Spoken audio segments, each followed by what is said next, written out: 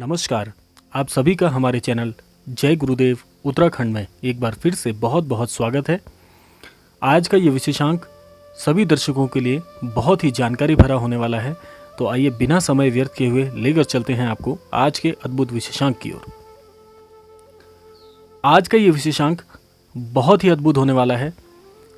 मुख्यतः हम सभी एक विषय पर, एक बात पर सदैव हमारा ध्यान केंद्रित रहता है, वे यही है कि हमारे जीवन में कहीं से बहुत से धन का आगमन हो जाए।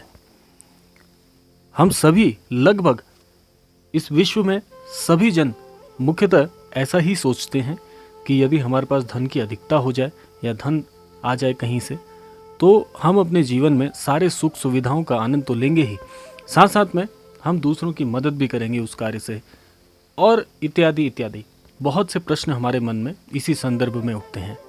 तो आज आपको एक ऐसी कथा सुनाने वाले हैं जिसमें महाराज जी ने एक बहुत ही अद्भुत संदेश सभी के लिए दिया है। तो आइए अद्भुत कथा की ओर लेकर चलते हैं आपको। एक बार की बात है, कैंची धाम में महाराज जी अपने अनन्य भक्तों के बीच बैठे हुए थे। वार्तालाप चल रहा था, महाराज जी का ज्ञान सभी में निरंतर प्रवाहित हो रहा था। तो ऐसे में महाराज जी के एक अनन्य भक्त महाराज जी के दर्शन हेतु आते हैं। उनके मन में एक संशय था। वह यह था कि महाराज जी इतने आश्रमों का संचालन कर रहे हैं, इतने सारे महाराज जी के धाम हैं, इतने सारे आश्रम हैं, तो महाराज जी के पास इतना धन कहाँ से आता है और महाराज जी इसकी व्यवस्था कैसे करते हैं। इस तरह का संशय महाराज जी के विषय में उस भक्त के मन में था। तो जब उस भक्त की बारी आती है तो महाराज जी स्वतः ही बोल उठते हैं, पूछिए क्या प्रश्न पूछना है। इस प्रकार से महाराज जी उस अनन्य भक्त को अपने ही अंदाज में पूछते हैं कि बताओ तुम्हारे मन में क्या संशय है।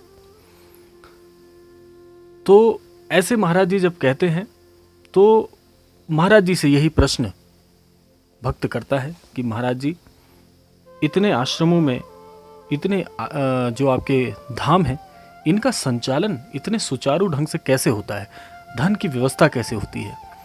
तो महाराज जी प्रश्न को सुनकर बिना कोई भाव के उस भक्त से कहते हैं, जा मेरा कंबल उठा ला। जिस कंबल की महाराज जी बात कर रहे होते हैं, आपने कैंची धाम में आपने दर्शन किए होंगे महाराज जी की, तो एक बरामदे में वहाँ पर एक महाराज जी का तखत हुआ करता है। आज भी वो तखत विराजमान है। तो उस तखत पर वह कंबल रखा हुआ था। तो महाराज जी इशारे से कहते हैं, जाओ वह कंबल उठा के लाओ।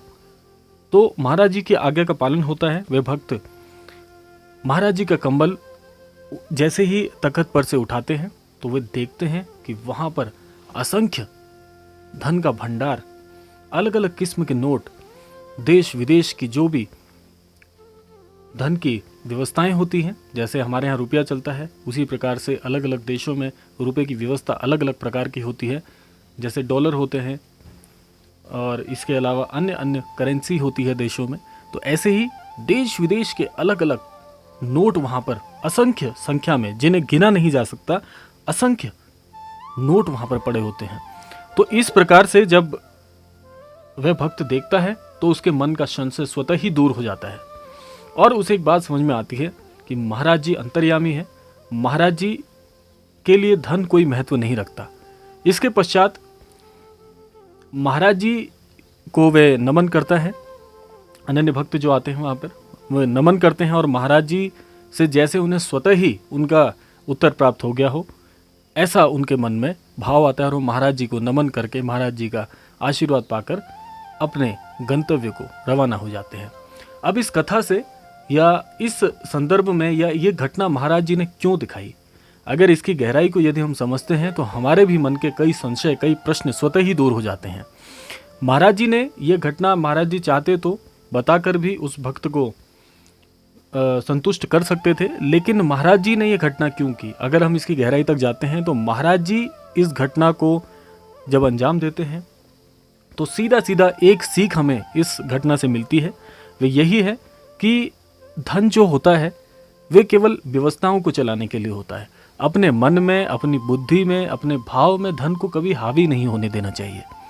और धन का जो उपयोग होता है वे सुचारू तरीके से हमें करना चाहिए। सुचारू का आशय यहाँ पर यह है कि जो भी हमारी सामान्य जीवन, जनजीवन की व्यवस्थाएं हैं उनको पूर्ण करने के साथ साथ हमारा एक कर्तव्य यह भी बनता है कि धन को ही हम अपने मस्तिष्क में सदैव नहीं रखें। जब हम सदैव धन के विषय में सोचते हैं तो हमारा जो व्यवहार होता है, हमारी जो व्यवस्थाएं होती हैं, वे बिगड़ जाती हैं।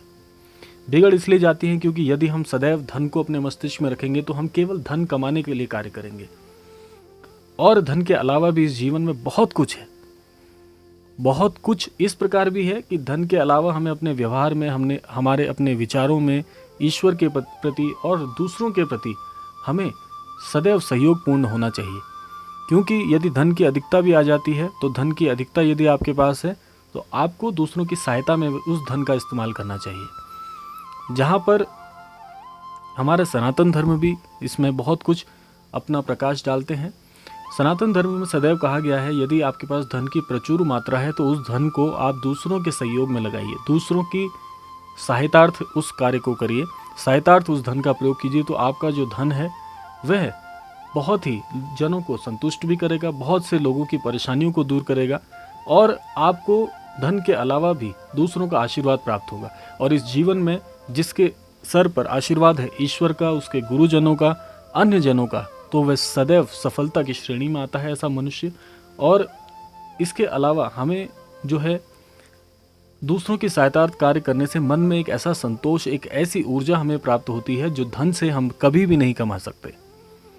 धन को यदि आप खर्च करने के पश्चात भी जो आपको संतोष नहीं हो सकता, वह संतोष आपको दूसरों की भक्ति भाव, दूसरों के सहयोग, दूसरों की सहायता करने में आपको प्राप्त होता है।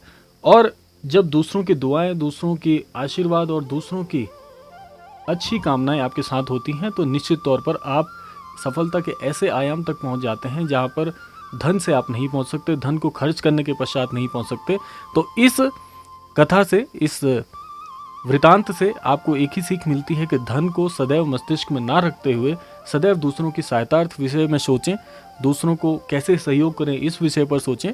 तो निश्चित तौर पे आपके मन को एक अद्भुत संतोष प्राप्त होगा, और महाराज जी के बताए मार्गों पर जब आप चलेंगे तो निश्चित तौर पर आपको महाराज जी की कृपा भी प्राप्त होगी, ईश्वरीय कृपा भी प्राप्त होगी। तो यह था आज का विशेषांक। तो आज के विशेषांक में इतना ही, मिलते हैं अगले विशेषांक में। तब तक के लिए जय श्री राम, जय गुरुदेव, जय उत्तराखंड।